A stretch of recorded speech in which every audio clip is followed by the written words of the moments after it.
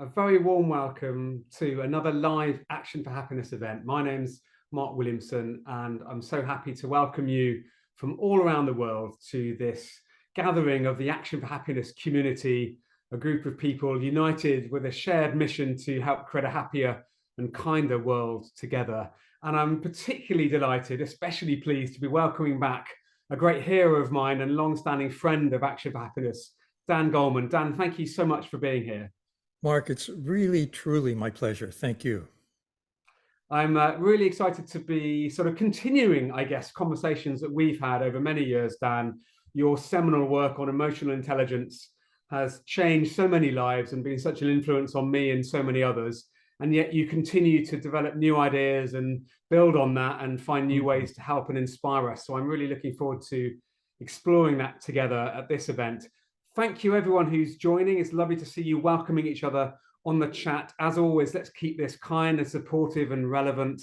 And if you're new to this event and it's your first time, welcome to this live community. And please do find out other ways to get involved with Action for Happiness and to be part of this lovely, friendly, supportive, but also hopefully world-changing movement. And there'll be a chance for you to get involved later in this event and ask Dan questions. So please do use the Q&A function. And we're going to have a conversation covering a whole range of topics on this theme of how to have a good day, which is linked to Dan's latest book, Optimal, all about sort of being our best selves. But Dan, before we dive into that, maybe you could remind us a little bit about your, or particularly your recent journey, from your previous work on emotional intelligence. And what is it that's Mm. brought this topic about how to have a good day, how to be at our best? Why is that so relevant right now? Well, I think that the topic is relevant because so many of us are having more stress. The statistics that you often cite, where depression is up, anxiety is up, call for something, some action for happiness, if you will, something we can do for ourselves. So uh, I was very excited when I stumbled upon some research that was done at Harvard Business School about what kind of day people had at work. They asked people to keep a journal, hundreds of people, men and women in all kinds of positions. And what they found was a kind of composite of a really good day. And one of the outstanding features was that people felt good. They were happy. Even at work, they were happy. They felt well connected to the people around them. They were highly productive. They were very engaged, very focused in what they were doing. And I found that very inspiring. And then when I looked at the literature from emotional intelligence, I realized that the abilities of emotional intelligence, self-awareness, managing emotions, handling your rocky emotions and fostering the positive ones, empathy, tuning into other people, and putting that all together to have healthy, good relationships. I realized that was what made an optimal day more possible. So it seemed to me this was a natural extension of my work. Yeah, well, let's dive into that. But before we do, I feel that last time we spoke on one of these live events, we were talking about focus and particularly the skills around Hmm. mindfulness. And I get a sense that presumably that's one of the core aspects of helping us get the most out of our days and to respond well to these stresses that we find ourselves in. Is that right, Dan? That sort of that intentional awareness is part of it, Actually, I think that it's the key. It's a right? key.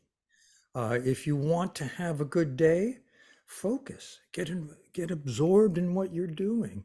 And meditation, mindfulness definitely strengthens the muscle that allows you to do that. So one pathway, one doorway into that really good, happy day is paying full attention to what you're doing right now. And as you know, Mark, research at Harvard found people are distracted about 50% of the time, and even more at work, actually.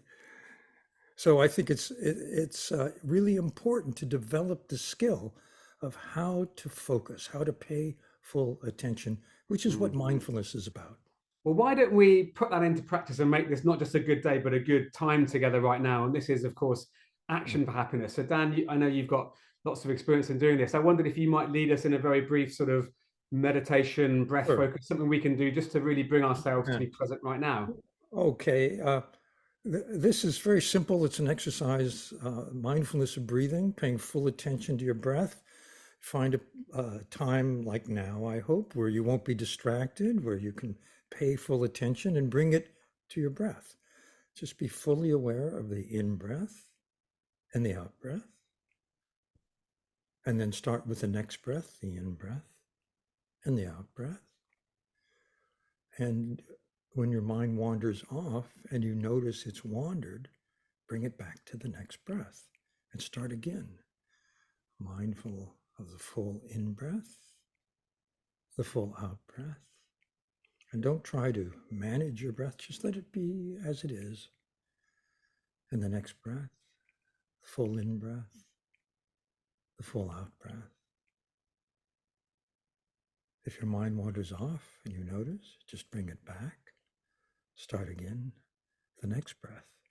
Breathing in, breathing out, breathing in, breathing out.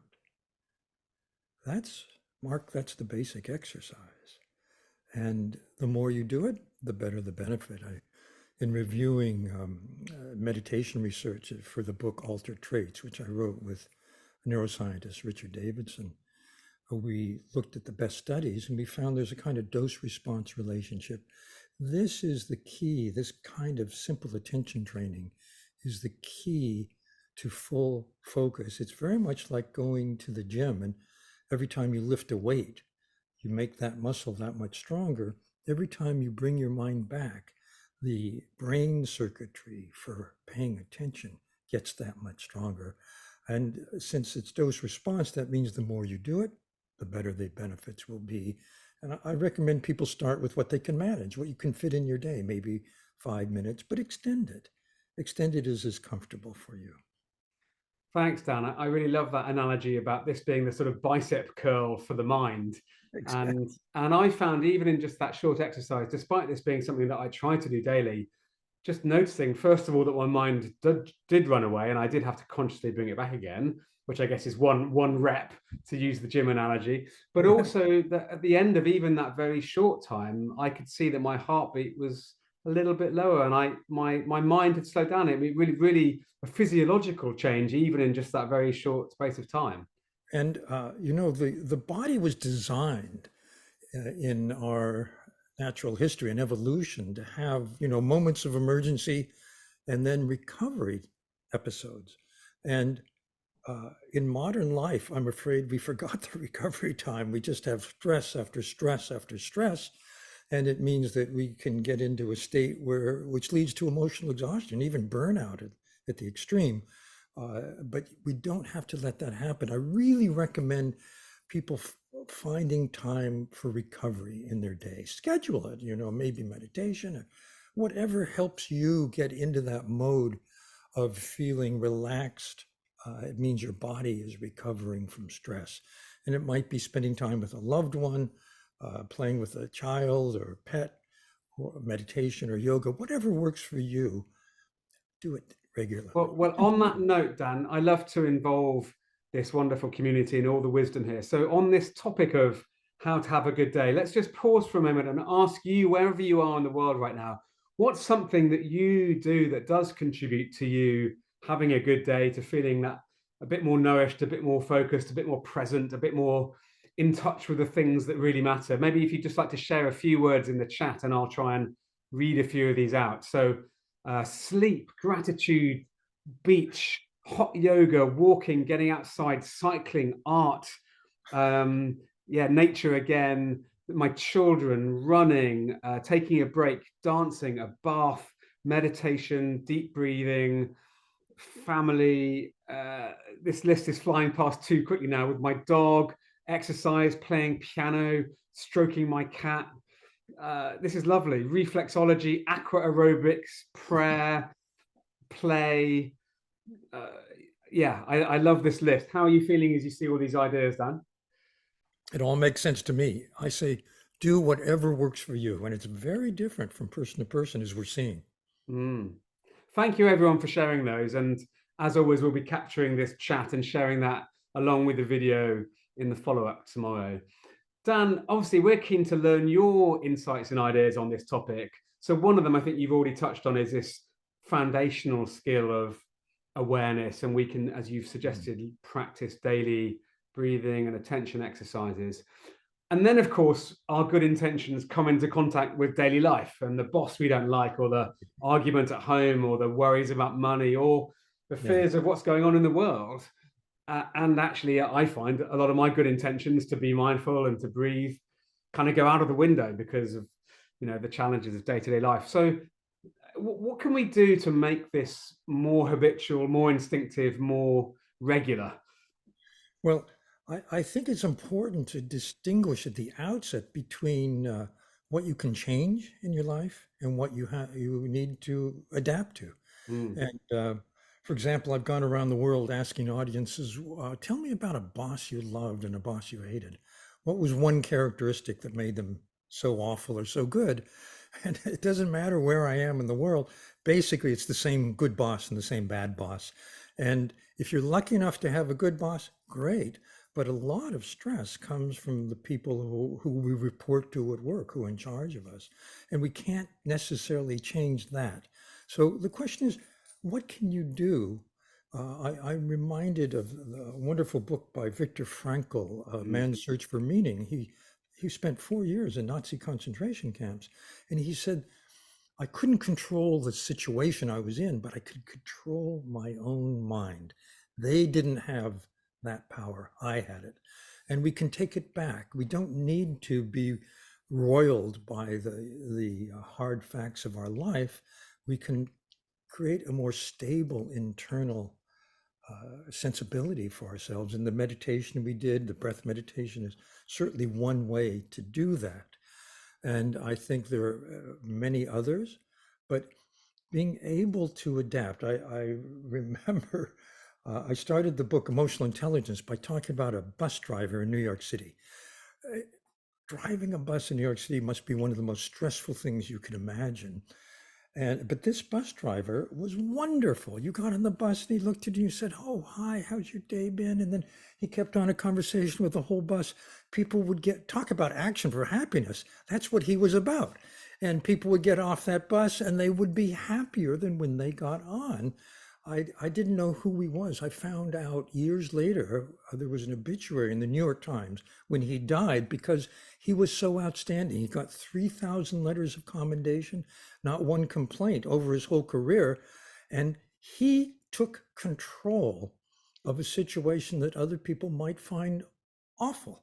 His job was one that, burns people out typically, but for him, it turned out he was the pastor of a church and he saw the passengers on his bus as part of his flock and he was tending to his flock. He found a deep purpose and meaning and he was able to see the opportunity to act to make people more happy. He was wonderful.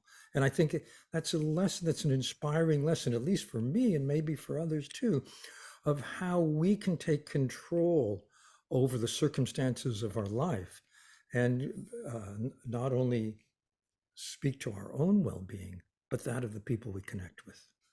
I really love that example, and I remember that from when I first read your book, Uh, Dan. But it feels to me that there's a little bit of, well, there's a really important bit of reframing happening there, because instead of thinking of himself as a bus driver doing a certain job because he has to, he's thinking of himself as a warm-hearted human trying to cheer people up and look after his flock, and that's he's doing the same things, to all intents and purposes, but it's a radically different way of almost like identifying your mission in life. Is that right?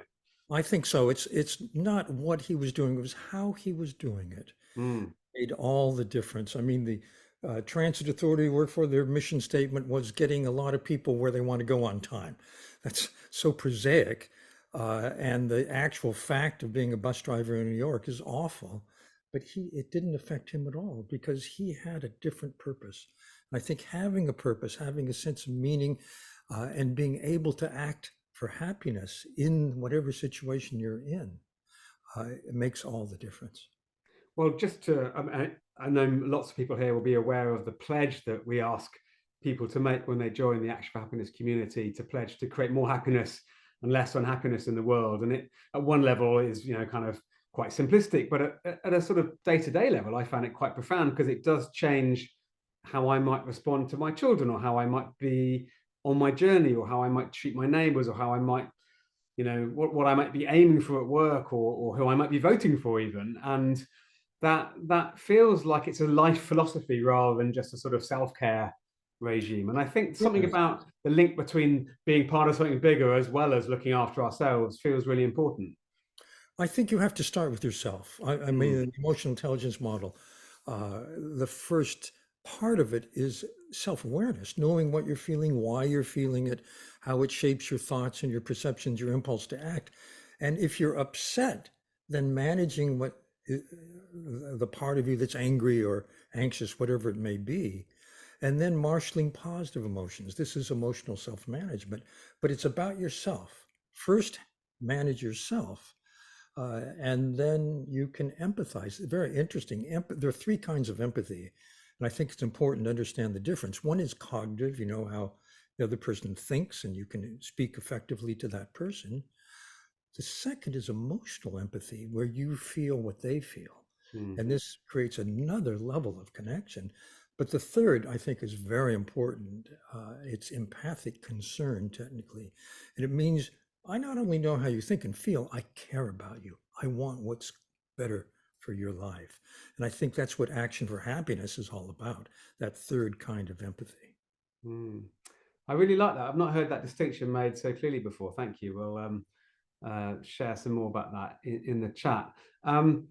I was reminded when you spoke about the Viktor Frankl example, and the sort of recognizing what we can control of those words that I know many of us have found inspiring, sometimes called the serenity prayer, but basically that give me the serenity to accept the things I cannot change, the courage to change the things I can, and also the wisdom to know the difference. And I guess that was where my mind went, which is how do we decide, Dan, which things are within our control and which things aren't? I mean, that bus driver might have thought there's nothing I can do to cheer my passengers up, but in fact, he didn't choose that. He recognized he did have that. Yes. And I sometimes feel as though we don't realize how much impact we can have, or how much we can change our lives. Yes. Well, I think the first part is what can I do for myself? Yeah. And then what can I do for others? I remember, I once, for the 80th birthday of the Dalai Lama, I wrote a book about him. And one of the things he said has really stuck with me. He said, when you're considering any action, ask yourself who benefits. Is it just for you or for a group? Just for your group or for everyone? And just for now or for the future? That's like, wow. So everything we do and every situation we're in offers us opportunities. And I think it takes creativity, like that bus driver, to see what can we do in whatever situation we're in for ourselves and for someone else. I love that. Yeah. So let's come to let's spend a bit of time on the self part before we come back to Yeah. the wider connection, because I think you're right to help us sort of start with that sense of self-awareness. And one of the things that um, I know you've written about and talked about in the context of this new book is about this idea of being in flow, and sort of being in a sort of state where we're really absorbed and we're really kind of Yeah. at our best in some way. Could you say a bit more about that and how we Well, cultivate it? yeah. So flow was discovered at the University of Chicago when they asked all kinds of people, basketball players, chess champions, ballerinas, neurosurgeons, tell us about a time you outdid yourself. And it didn't matter what domain their excellence was in, the inner state was the same across everything, and they called it flow. And it's a state where you're uh, absolutely terrific at what you do, you feel good, you have no self-consciousness. And the problem with flow, as far as I'm concerned, is you can't make it happen. It happens to you. It's like grace. It just falls into your life. Well, that's why I really favor optimal, which is a little bit below flow, but it still feels good. You're very absorbed. You're highly effective. You're connected. All of those benefits accrue, and you can make it happen more often. And what I mentioned before, that emotional intelligence helps people do that. For people who are really interested, I have Daniel Goleman Emotional Intelligence Program online if you're an enthusiast of emotional intelligence.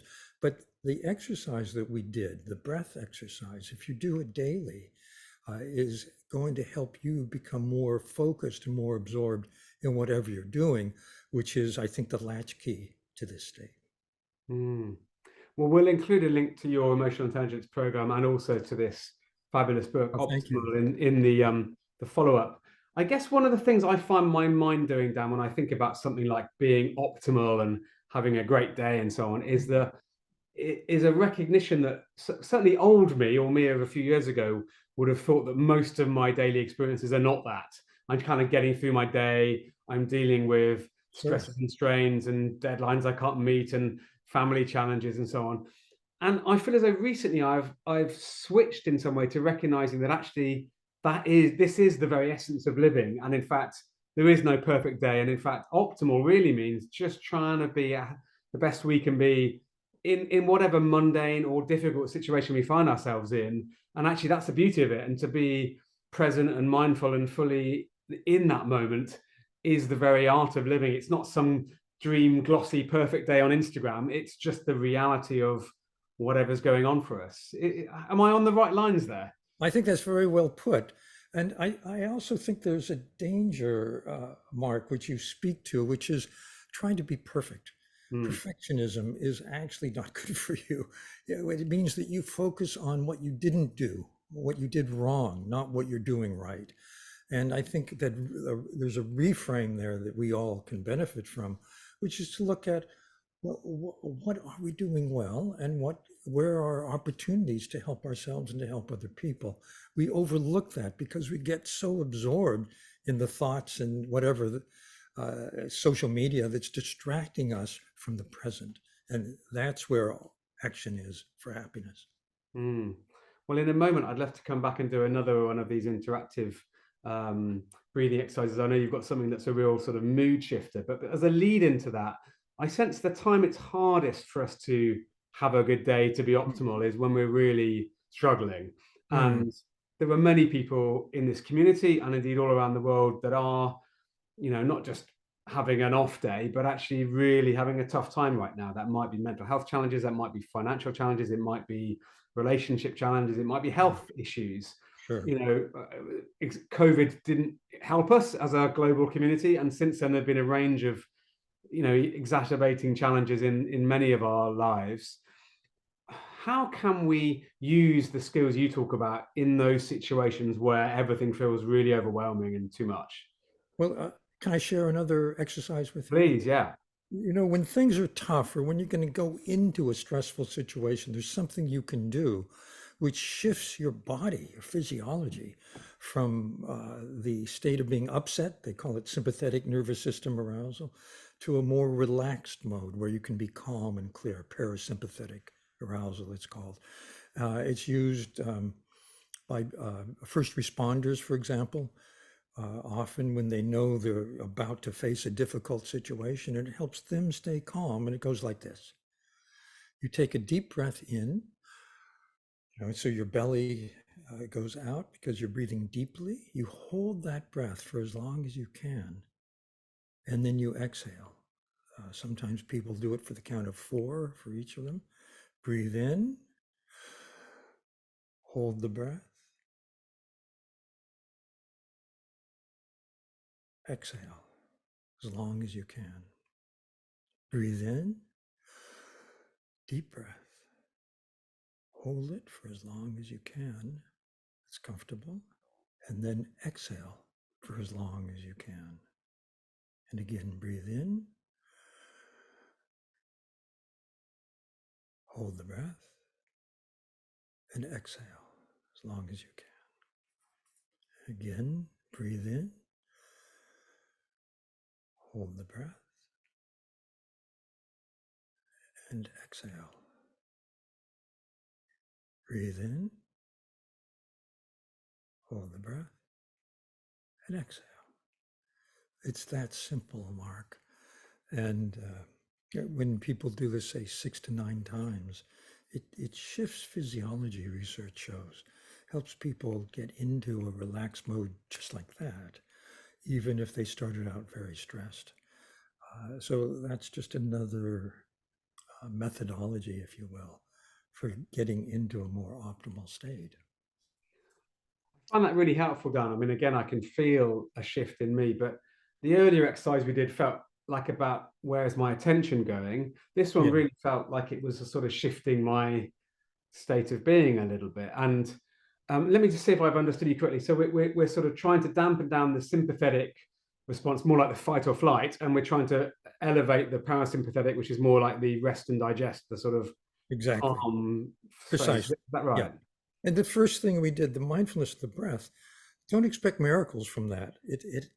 What our research shows is that the benefits accrue slowly and gradually, and being able to pay better attention and so on occurs with time. And this exercise that we just did is for something when you need it right away. So, one is for in the moment and one is for the longer term. So just on that point, you mentioned first responders. So if you're in a really stressful situation, something's come up, or you're worried, or you're feeling like some kind of panic or anxiety, the exercise you just taught us can be something you have in your toolbox to use there and then, right now. Is that right? Exactly right. Yes. Yeah. Well, Mhm. that's really helpful advice, and I'd certainly encourage all of you to keep that in your sort of toolkit. And I see some people in the chat mentioning how they've already found that really helpful. Dan, we're going to move to questions a bit later on, and I'd love to do one final interactive piece. But before we do that, the other thing that really inspired Mm. me about that story of the bus driver is it hints to something about the sort of ripple effect that we can have. And Yes. I think part of the ripple effect is, someone like the bus driver is just a force for good. As a thoughtful, kind, emotionally intelligent person, we can, change how we respond to people. But I've sensed in all of your work that there's something about a contagious nature of our emotions. I wonder That's if you right. could say a bit more about what Well, that's like. it may be a little known fact, but emotions are highly contagious. Mm. The social brain, this is a relatively new discovery in neuroscience. The forward part of the brain is designed to lock into the brain of the person we're with and create an invisible, automatic, instantaneous bridge for emotion. So, for example, there's research from Yale University showing that on a team, the most influential person on that team, if they're in a negative mood, their mood spreads to the rest of the team, performance will go down. If the person's feeling good, enthusiastic, happy, that mood spreads to the rest of the people around them and their performance goes up. So this is something that we can keep in mind. When you're feeling good and happy and you're with another person, your mood is important. Even, there's research that shows people who are in hospital, uh, who are not able to respond, when someone they love and who loves them holds their hand, they actually feel better. And I think it's that invisible, unspoken connection that we all have with everyone all the time.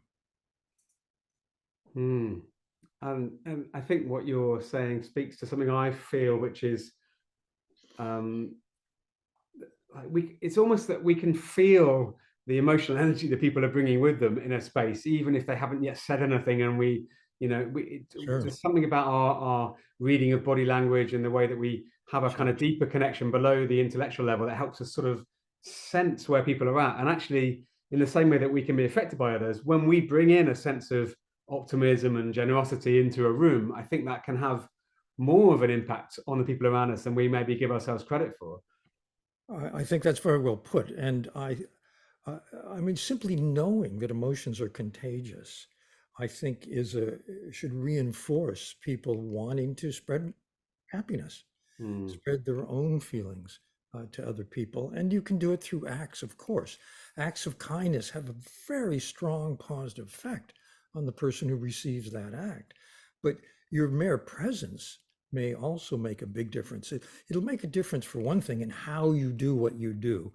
So, for example, that bus driver, his enthusiasm was absolutely contagious. I can testify. I was on that bus and I remember that bus ride, and it was decades ago, but it had a very strong positive impact.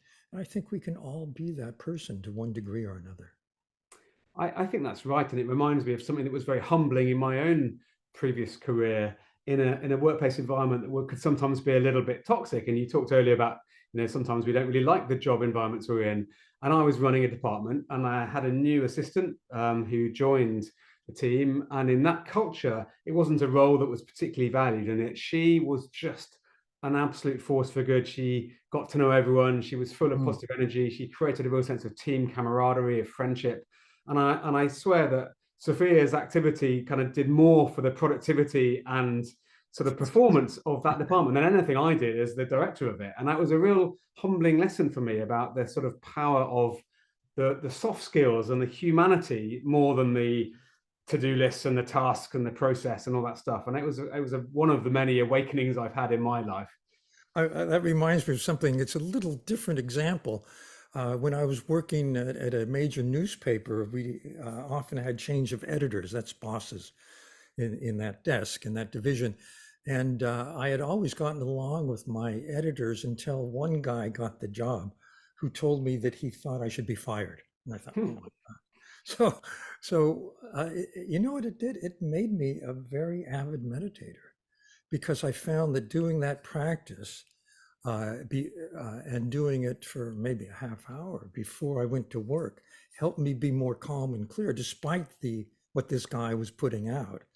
And then it's ironic when he got a promotion, everybody in that section applauded him, and I think really they were saying, "Oh, we're so glad to get rid of that guy."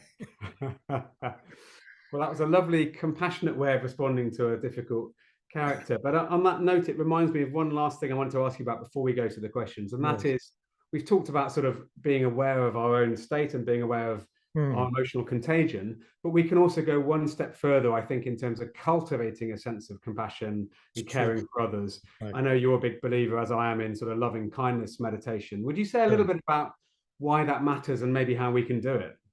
Well, when I did the research on meditation, I found that we can learn to be more compassionate, more caring by, uh, well, we'll do the exercise. How about we do the exercise? Because Right. this is the exercise that turned out to have astonishing positive effects in people becoming more caring, becoming more likely to help out someone in need, for example.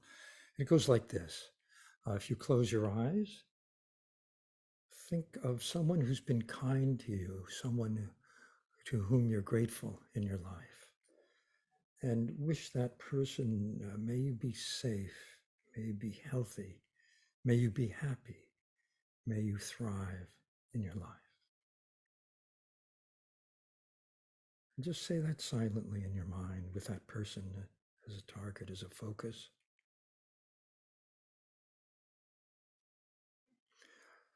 And now bring yourself to mind and say, may I be safe, happy, healthy. May I have a life that's fruitful, thrive. May I thrive. Just say that to yourself silently, keeping you in mind.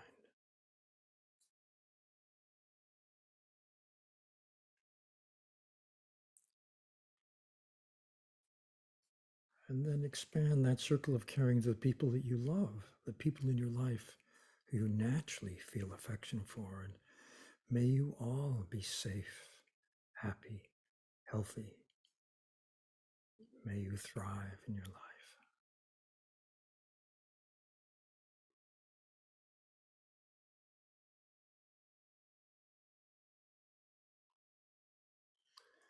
And then the next ring of people are people who you know or acquaintances who run into or in your neighborhood or your community, and wish them the same. May you be safe, happy, healthy. May you have a fruitful life. May you thrive.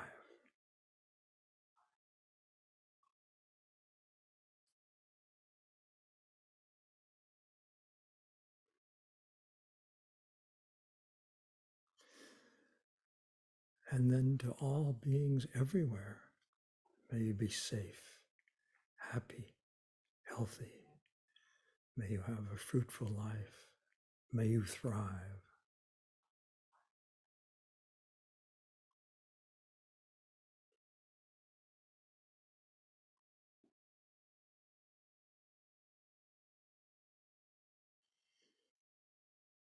And then you can open your eyes.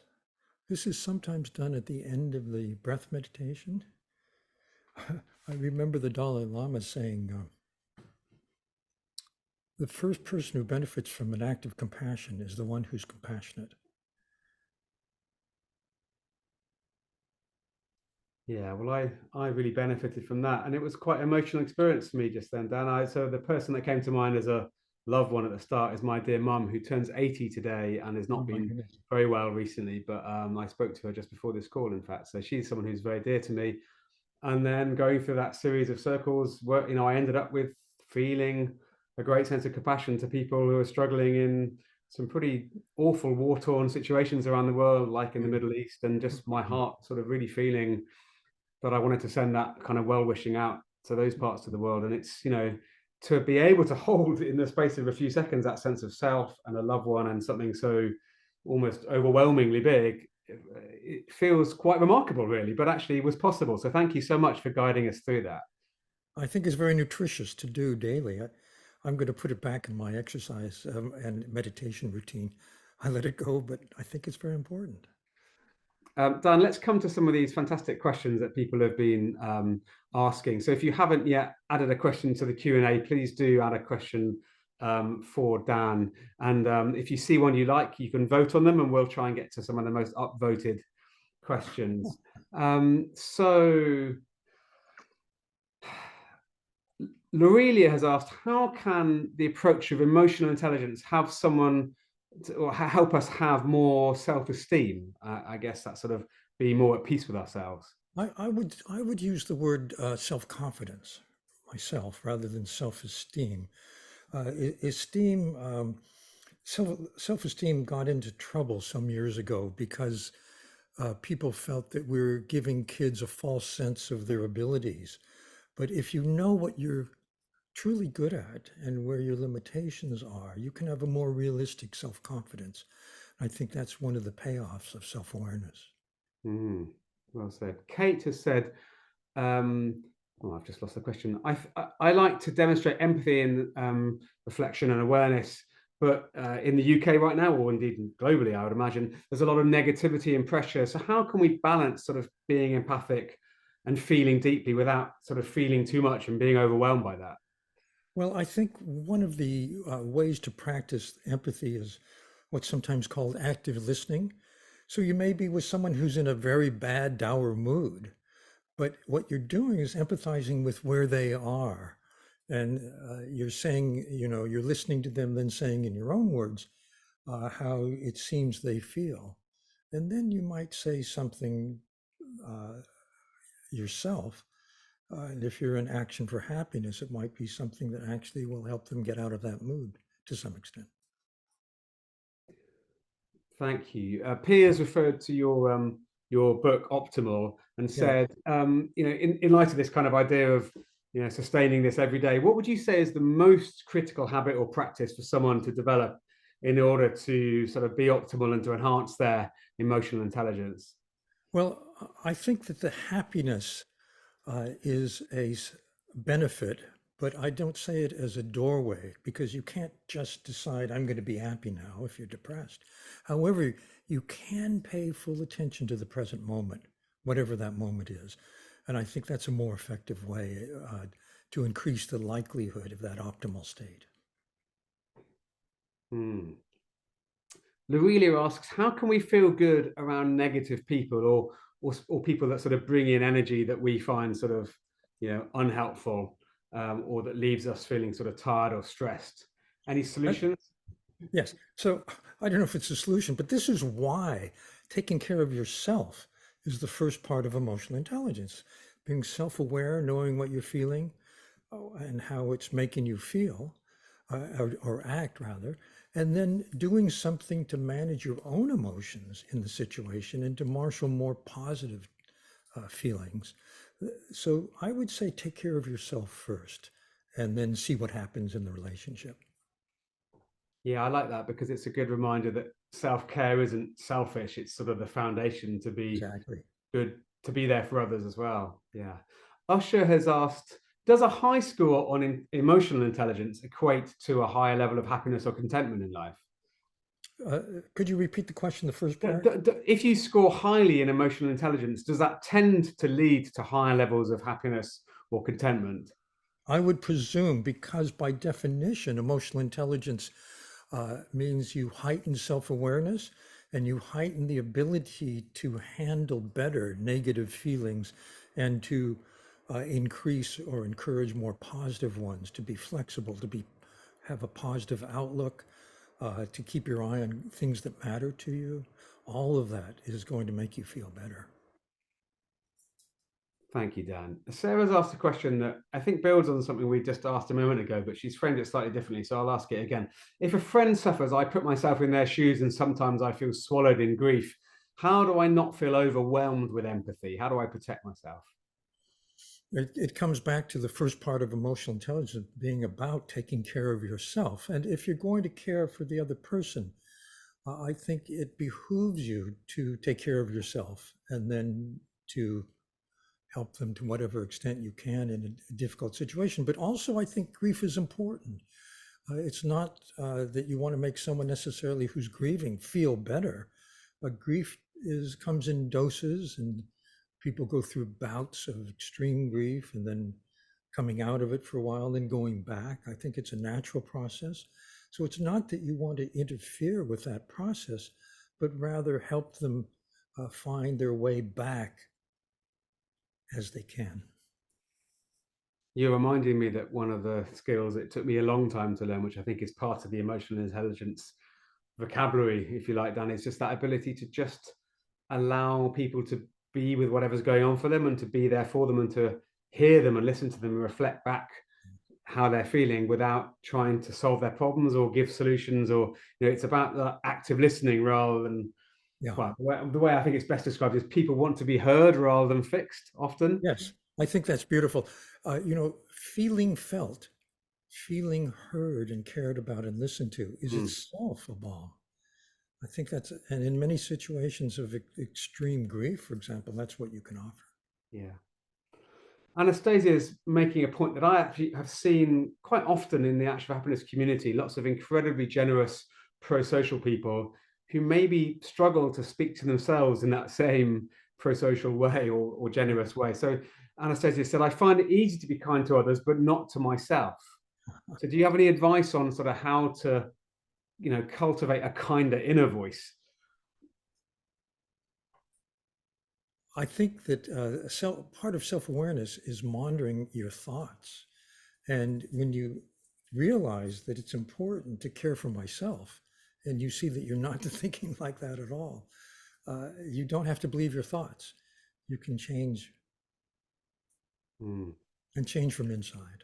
Yeah, you can change from the inside. Maybe one of the most important statements I think anyone can ever make, Dan. Thank you. Renee has asked another really important thing for those of us that want to help, not just experience this also, but to bring it to others. How can we counteract the cynics who might try and undermine us when we're feeling upbeat or trying to spread optimism and happiness and, be a force for good, as your book was beautifully called? There are a lot of people who perhaps have a rather glass half empty view of life. How can we be a counterpoint to that? One thing to remember is that cynicism is an early sign of depression, and that people who are cynical might be engaging in what's called self-talk, which puts themselves down as well as other people. This is what research seems to show. But I think I come back again to that second part of emotional intelligence, which has to do with anchoring yourself in a more positive mindset, so that in a way you're immune to the cynicism. It doesn't matter to you. It's not going to rock your boat. And you can feel empathic for them. You can feel even concern for the cynical person. But you don't need to adopt that attitude. You can, it's like Viktor Frankl, you can be that internal rock. I found for years that I was, I think this is a great question, by the way. I found for years that I was taking things really personally, that someone else's cynicism or criticism was a reflection on me. And what I realized over time is that often that says more about the other person than it does about what I'm doing. So if I can avoid taking it personally and actually look towards them with compassion and recognize that they might be really struggling and what they're saying is more about their struggle and their feelings than it is about the good things we might be trying to do, then I find that it completely changes the attitude I have to it. That's right. I mean, it's important to remember that what people do has a backstory, and it has a backstory in their lives. There's a wonderful book by my wife, Dan Goleman, Emotional Alchemy, about patterns that come from childhood that manifest in adult relationships. And when she was explaining this, it's really changed me, because I realized that when we were having an argument, for example, it was really about our childhood patterns that were speaking out of our adult mouths, and we didn't have to take it personally. I think that's very strong, very important to remember. Yeah, thank you. Reggie's making a point which comes back to, I guess, the Viktor Frankl example and the Serenity Prayer. But one of the foundations for our well-being is a sense of autonomy, or a sense of being in control, at least of some aspects of our lives. I guess Reggie's question reflects that the fact that in the modern world, many of us feel that we don't have control over very much. So how can we be at peace, he asks, when we live in a world where we often have very little control? So if you look to the things outside yourself for peace, I think that's a losing perspective, because what it means is that we're depending on external circumstances for our internal reality.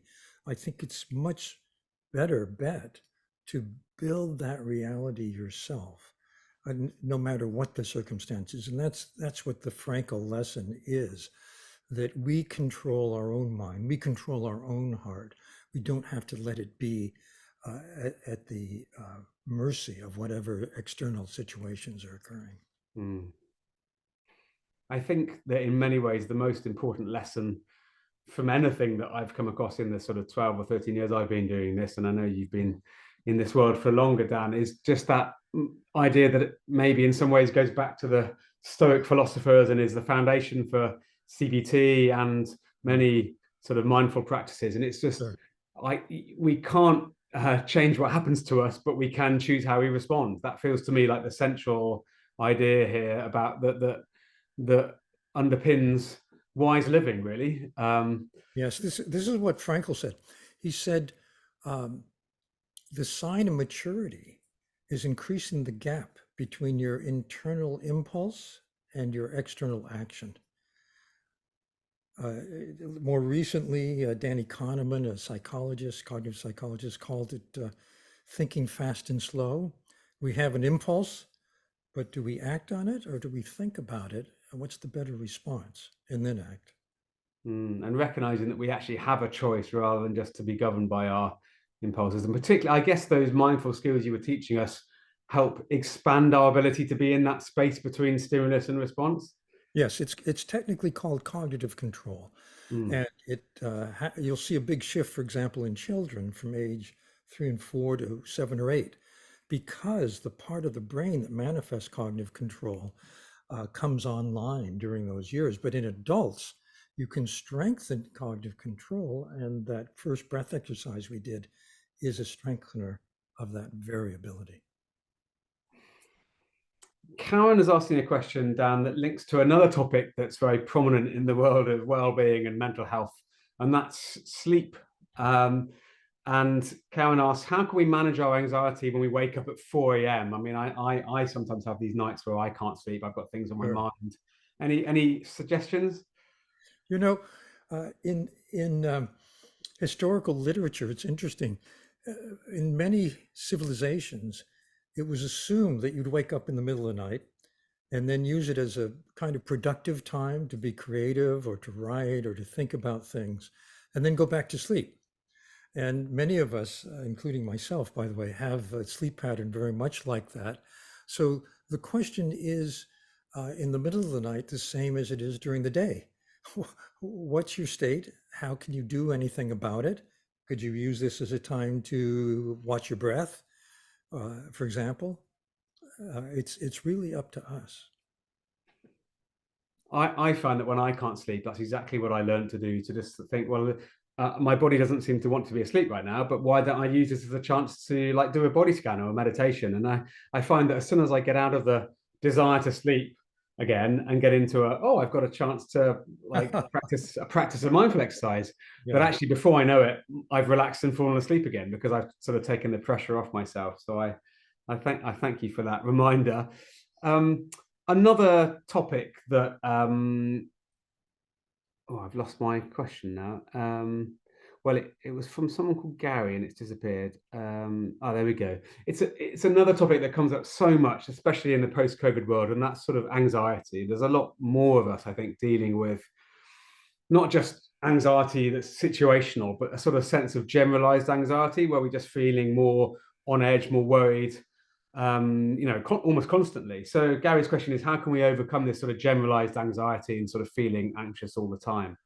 Remember, I was talking about sympathetic nervous system arousal, the fight or flight. Anxiety is a sign of that. And we can do something about it. We can find a way that we feel more relaxed or recovered. You listed a number of them that I thought were quite good. They're very individual. And the breath, mindfulness of the breath, is definitely a way to counter anxiety. The more you do it, the less anxiety you feel. In fact, there's data that shows as you advance in that practice, people become triggered less often, that when they're upset or anxious, that's less extreme, and they recover more quickly. Recovery is resilience. The time it takes to go from being the peak of your upset or anxiety back to relaxed. And the more you practice these attention training methods, the quicker that becomes. Chantal has some lovely words for you, Dan. She says, your words are so affirming and validating. Thank you. All Please, right. could you comment on the term resilience and how this is associated with emotional intelligence? So when you learn to handle your emotions better, which is the second part of emotional intelligence, it means that you are learning to become more resilient.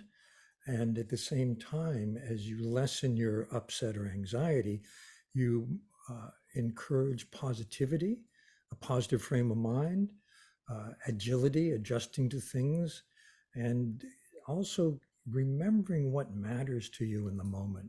You know, we get very distracted, constantly distracted for what's important to us, but we need to keep coming back to that. And I think all of those things together help in that direction. I'm really glad you reminded me of that because a practice I've been doing recently, which I found really transformational, is to ask myself um, at the beginning of each day, what's the most important thing for me to focus on today? We Oh, all have, we're all inundated with the things that the world would like us to focus on, and I've got a to-do list as long as my arm. But if there was one thing I need to do today, and today it was make sure I'm there for my daughter's parent-teacher meetings at school was beautiful, the most beautiful. important thing, alongside Right. everything else. And I found that although my day is still full of other things, having a sense of like the most important thing to give my attention to today is dot dot dot just really shapes my day in a way that I found very helpful. That makes total sense to me. Absolutely. Because what you're doing is saying, this matters. I want to keep it in mind and be sure to do it. That's great. There was a question I just saw that I really wanted to ask, but I've lost Mhm. it again. It was a lot. I think it was Karen who asked it, and I'm afraid I can't find it, but it was really relevant for those of us. A sentiment I see often in this community, which is, I recognize the importance of this. I really would love others to experience it too. So, how can we help those around us, our loved ones, our colleagues, our Mm. friends, to recognize and cultivate more emotional intelligence and more of this good stuff in their own lives, especially if it's not really on their radar right now? I think the very best way is to model it for them. Yeah. So, you mean sort of put Well, this into let me practice so go they back. can see it in us? Is that right? So, for example, when we look at emotionally intelligent organizations, we find that a very influential, respected person says this matters and models it. So, saying it matters, that this has importance, is a message for everyone around you. And in an organization, if it comes from someone of influence, it is more likely to spread into practices and to Mm. become a norm, which is very important. And many here will be aware that we have some tools to help people spread some of these ideas as well. So I'm just going to briefly share my screen to remind you all that our latest monthly theme for our ongoing series of action-focused calendars and ideas is Mindful March. This is a whole month packed full of little tiny mindful actions you can do each day. And it's been mind-blowing to see that I think now 50 million people have used or engaged with these calendars since we launched them a few years ago. They end up on school classrooms and hospital walls and notice boards at workplaces. They're shared on social media. So if you'd like to access one yourself and use it, then please do. If you'd like to share it with others, that's one way that we can model this idea that mindfulness matters, but also that the little actions we take every day can make a difference for ourselves and for others too. So it's lovely to be talking to you, Dan, on the theme of mindfulness in this month we called Mindful March. It seems like it's all tied up really beautifully. It's been a real pleasure, and I have to say I'm a great fan of Action for Happiness. Thank you. Well, Dan, it's been wonderful spending time with you. I'm so grateful to you for this and for all of your work, and to everyone who's been part of this and for all the great questions. I wondered if we could, as a community, end by taking a mindful pause in the way that Dan's been explaining to us. So just bring your attention to your breathing. And maybe as we begin to move towards the end of this session, bring to mind something you've really appreciated about this time together, something Dan has shared, maybe a thought that's come up for you, something you've seen somebody else suggest in the chat. And try and hold in mind an intention to bring more of this mindfulness, this emotional intelligence into your daily life so you can have more of a good day over the coming days, but also so that we can bring some of this emotional contagion in a positive way in the world around us. And Dan, maybe I'll turn back to you for a final thought. How would you wrap up this whole topic, and what would you like to leave us with today? Well, I think that it's quite brilliant the way you in your calendar have actions that people can take. And I think the important thing is to first manage our own internal reality and then to share it in whatever way we can. And you've listed many, many ways to do that. And I appreciate that. I'm grateful for that. Well, we're grateful to you, Dan. And then I might suggest we just end with the final part of what we call the checkout in Action for Happiness. So holding that sense of appreciation and that mindful awareness of all the stuff we've shared together here, and bringing to mind those people around the world who maybe don't have the luxury that we have of learning these ideas and are perhaps struggling and needing a bit more emotional intelligence, a bit more compassion, a bit more mindfulness in their lives. And just to take a moment to send out some warm wishing to those people, those places, those causes, those locations that could do with more well-being and more resilience right now, and to really send out that love and well-wishing. And as we do that, remembering the Action for Happiness pledge to create more happiness and less unhappiness in the world. Dan, it's been an absolute joy being with you. Folks, please do check out Dan's fantastic work and keep up the great work, Dan. I'm looking forward to doing this again sometime soon. I'd love to. Thank you again. And everyone, keep it up. Listen to Mark. Thanks, Dan. Cheers.